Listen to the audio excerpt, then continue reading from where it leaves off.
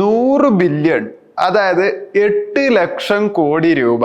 ഇതാണ് പാകിസ്ഥാൻ സൈന്യത്തിന്റെ ആസ്തി. 1 ബില്യൺ പറഞ്ഞാൽ തന്നെ 1000 കോടി രൂപയാണ്. അപ്പൊ 100 ബില്യൺ പറഞ്ഞാൽ എത്ര രൂപയാണ്? 8 ലക്ഷം കോടി രൂപ. നമുക്ക് ചിന്തിക്കാനേ കഴിയില്ല. ഇത് എവിടെ കൊണ്ടുപോയി വെക്കുക? എവിടുന്ന പാകിസ്ഥാൻ ആർമിക്ക് ഇത്രയും പൈസ? ശരിക്കും പഹൽഗാം യുദ്ധം അവർ തോറ്റുവോ? അതോ അവർ ഉണ്ടാക്കിയ ഒരു നാടകീയതയാണോ പഹൽഗാം യുദ്ധം? ശരിയാണ്, ഇന്ത്യൻ സൈന്യം ആ ഭീകരരെ പോയി വധിക്കുകയൊക്കെ ചെയ്തു. പക്ഷെ ആ വധിച്ചതും കൊണ്ട് മാത്രം അതിന്ന് എത്രയോ ലാഭം പാകിസ്ഥാനിന് കിട്ടി. അത് വല്ലതും നിങ്ങൾക്ക് അറിയുമോ? സത്യമായിട്ടുള്ള ഒരു കാര്യമാണ്. ഇന്ത്യൻ ആർമിയിൽ മേജറായിട്ടുള്ള ഒരാൾക്ക് സാലറി എങ്ങനെ പോയാലും 1 ലക്ഷം രൂപയാണ് കണക്കിൽ കാണിക്കുന്നത്. ഇനി കൂടുതലുണ്ടോ കുറവുണ്ടോ എന്ന് എനിക്ക് കറക്റ്റായി അറിയില്ല. പക്ഷെ പാകിസ്ഥാൻ ആർമിയിൽ ഒരു മേജർ റിട്ടയർഡ് ആവുകയാണെങ്കിൽ അയാൾക്ക് എത്ര രൂപ കിട്ടുന്നുണ്ടെന്ന് അറിയോ? 250 ഏക്കർ ഭൂമിയാണ് അയാൾക്ക് കൊടുക്കുന്നത്.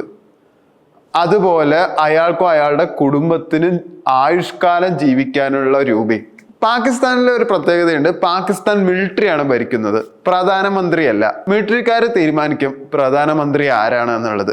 അതുകൊണ്ട് അവിടുത്തെ പ്രധാനമന്ത്രി ആരും ഇതുവരെ 5 വർഷം തയ്ച്ചിട്ടില്ല. എന്തുകൊണ്ടാണെന്നറിയോ? പ്രധാനമന്ത്രി അഴിമതി കാണിച്ചു, അവരെ തുടച്ചു മാറ്റുകയും മിലിറ്ററിക്കാര് ജനങ്ങളിലുള്ള ഒരു അവയർനെസ് എപ്പോഴും കൊണ്ടുവന്നിട്ടാണ് പാകിസ്ഥാൻ മിലിറ്ററി ഭരിക്കുന്നത്. ആ പ്രധാനമന്ത്രിയെ മാറ്റാൻ കഴിവുള്ള മിലിറ്ററിക്കാര് സ്വയം ബിസിനസ് തുടങ്ങുകയാണെങ്കിൽ അതിന് വലിയ അത്ഭുതമൊന്നുമില്ല. പക്ഷെ നമ്മൾ അത് ചിന്തിച്ചിട്ടേ ഇല്ല. ഇന്ത്യൻ മിലിറ്ററിയിൽ ബിസിനസ് തുടങ്ങാൻ പറ്റില്ല, കാരണം അവർക്ക് എപ്പോഴും രാജ്യസേവനം മാത്രമാണ്. പക്ഷെ പാകിസ്ഥാൻ മിലിറ്ററി അങ്ങനെയല്ല, അവരെല്ലാം ബിസിനസ്സുകാരാണ്. അവർ മിലിറ്ററിയിലൂടെയാണ് ബിസിനസ് നടത്തുന്നത്. പാകിസ്ഥാൻ മിലിറ്ററിക്ക് മെയിൻ ബിസിനസ്സാണ്. ആ ബിസിനസ് അവര് വളർത്താൻ വേണ്ടിയിട്ടാണ് അവര് സൈന്യത്തെ വിപുലീകരിക്കുന്നത്, അല്ലാണ്ട് രാജ്യസുരക്ഷയ്ക്കല്ല.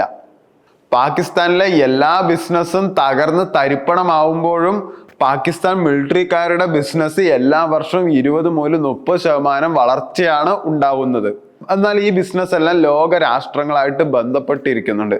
അതുകൊണ്ടാണ് ഇന്ത്യ ഇത്രയും പവർഫുൾ ആയിട്ടും പാകിസ്ഥാനെ തിരിച്ചടിച്ചിട്ടും മറ്റുള്ള രാജ്യക്കാരെ ഇടപെട്ടിട്ട് അത് നിർത്തലാക്കിയത്. പാകിസ്ഥാൻ മിലിറ്ററി ബിസിനസ് നടത്തുന്നത് എല്ലാം ഒരു ഫൗണ്ടേഷന്റെ കീഴിലാണ്. അതിൽ ആദ്യത്തെ ഫൗണ്ടേഷനാണ് ഫൗജി ഫൗണ്ടേഷൻ. $1 ബില്യൺ, അതായത് 1000 കോടി രൂപയാണ് ഇവരുടെ ആസ്തി. ഒരു മിലിറ്ററി ഫൗണ്ടേഷന് എവിടുന്ന് ഇത്ര 1000 കോടി രൂപ ആസ്തി? കാരണം ഈ ഫൗജി ഫൗണ്ടേഷന്റെ കീഴിൽ അസ്കാരി ബാങ്ക് പറഞ്ഞിട്ട് ഒരു ബാങ്ക് ഇവർ നടത്തുന്നുണ്ട്. അതായത് നമ്മുടെ ആക്സിസ് ബാങ്ക് പോലത്തെ ഒരു ബാങ്കാണ്. ആ ബാങ്കിലൂടെയാണ് ഏറ്റവും മെയിൻ വരുമാനം. അതുപോലെ നമ്മൾ ഉപയോഗിക്കുന്ന ഉപ്പില്ലേ, അത് ആക്ച്വലി പാകിസ്ഥാനിൽ നിന്ന് വരുന്ന ഉപ്പാണ്. ടാറ്റയുടെ ഉപ്പ് മാത്രമാണ് ഗുജറാത്തിൽ നിർമ്മിക്കുന്നത്. അതിനാണെങ്കിൽ വില കൂടുതലായതുകൊണ്ട് നമ്മൾ വാങ്ങൂല്ല. പക്ഷെ ബാക്കിയുള്ള എല്ലാ ഉപ്പും പാകിസ്ഥാനിൽ നിന്ന് വരുന്നതാണ്. ഈ യുദ്ധം കാരണം നമുക്ക് ഉപ്പ് ക്ഷാമം ഉണ്ടാവും. അത് നിങ്ങൾക്ക് അറിയുമോ? ആ മെയിൻ ഉപ്പ് ഈ ഫൗജി ഫൗണ്ടേഷന്റെ കീഴിൽ നിന്നാണ് വരുന്നത്. ഉപ്പ് മാത്രമല്ല, ലോകത്തിലെ എല്ലാവിടേക്കും മീറ്റ് എത്തിക്കുന്നത് ഈ ഫൗജി ഫൗണ്ടേഷനിലൂടെയാണ്. എല്ലാ രാജ്യക്കാരും മീറ്റ് ഉൽപ്പാദിപ്പിക്കുന്നുണ്ട്. പക്ഷെ അത്യാവശ്യം ഒരു 40% മീറ്റ് എല്ലാ രാജ്യങ്ങളിലേക്കും ഫൗജി ഫൗണ്ടേഷൻ കൊടുക്കുന്നുണ്ട്.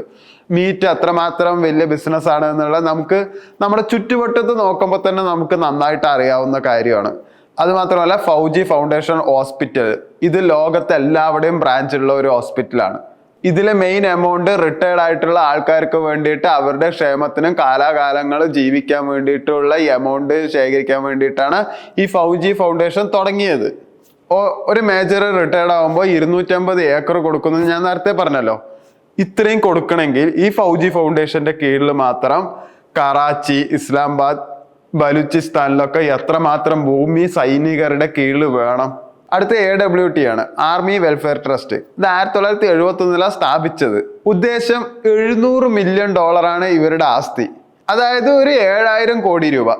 മെയിൻ ആയിട്ട് AWT ലോകരാജ്യങ്ങളിൽ പിസ്സയാണ് ആക്ച്വലി അവർ വിൽക്കുന്നത്. നമ്മുടെ പിസ്സ ഹട്ടിന്റെ അത്രയും വരില്ലെങ്കിലും AWT അത്യാവശ്യം ലോകത്തിലെ എല്ലാ GCC കൺട്രിയിലും കാണുന്ന ഒരു പിസ്സ ഫ്രാഞ്ചൈസിയാണ്. ആക്ച്വലി പുറത്ത് മാത്രമാണ് ഇവർ പിസ്സ വെക്കുന്നത്. ശരിക്കും പറഞ്ഞാൽ ലോകത്തിലെ എല്ലാ രാജ്യങ്ങൾക്കും വേണ്ടിയിട്ട് ഇവര് സെക്യൂരിറ്റി ഗാർഡ്സിനെ ആക്ച്വലി കൊടുക്കുന്നുണ്ട്. ഏറ്റവും വലിയ ബില്യണേഴ്സ് ആയിട്ടുള്ള സെക്യൂരിറ്റി ഗാർഡ്സ് ഒക്കെ കൂടുതലും പാകിസ്ഥാനിക്കാരായിരിക്കും. കാരണം അത് അത്രയും വലിയ ബില്യണേഴ്സിന് സെക്യൂരിറ്റി ഗാർഡ്സ് ട്രെയിൻ ചെയ്ത് കൊടുക്കുന്നത് ഈ AWT ട്രസ്റ്റ് ആണ്. ലാഹോർ റാവൽപിണ്ടിയിൽ മാത്രം AWTക്ക് വെറും 10 ലക്ഷം ഏക്കർ ഭൂമിയാണ് ഇവർ കൈവശം വെച്ചിരിക്കുന്നത് എന്നാണ് പറയുന്നത്. അങ്ങനെ ബഹറിയ ഫൗണ്ടേഷൻ, ഷെയ്ം ഫൗണ്ടേഷൻ, അങ്ങനെയൊക്കെ പറഞ്ഞ കുറെ ഫൗണ്ടേഷന്റെ കീഴിൽ ഇവർക്ക് എല്ലാ ബിസിനസ്സും ഉണ്ട്. അത് വേറെ വിഷയം. അത് മാത്രമല്ല, പാകിസ്ഥാൻ മിലിറ്ററിന്റെ മെയിൻ സോഴ്സ് ഓഫ് ബിസിനസ് തീവ്രവാദമാണ് എന്നുള്ളത് പരക്കെ എല്ലാവരും പറയാറുണ്ട്. പാകിസ്ഥാനിലെ മൊത്തം വിസ്തൃതിയുടെ 12% മിലിറ്ററിയുടെ കീഴിലാണ്.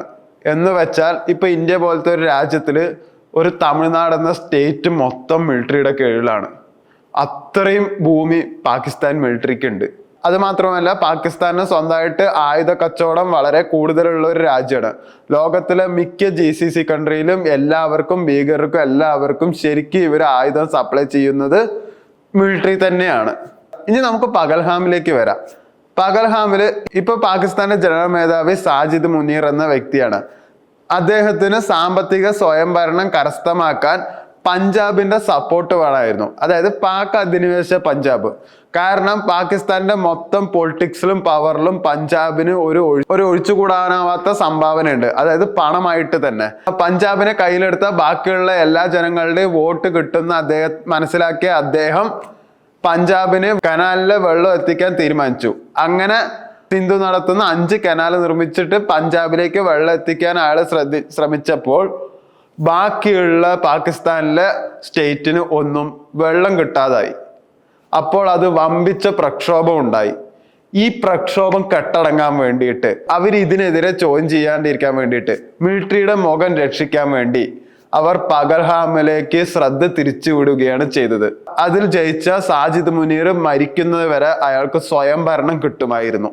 പക്ഷെ പഹൽഗാം വിഷയത്തിൽ അവരുണ്ടാക്കിയ പ്ലാനിങ്ങുകൾ കുറെ തെറ്റി.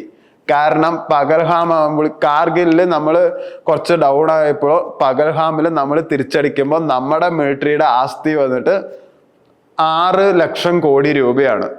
നമ്മളെക്കാട്ടിലും ആസ്തി പാകിസ്ഥാൻ മിലിറ്ററിക്ക് ഉണ്ട്, അത് വേറെ കാര്യം. പക്ഷെ നമ്മുടെ മിലിറ്ററിയുടെ അസറ്റ് പറയുന്നത് 6 ലക്ഷം കോടി രൂപയാണ്.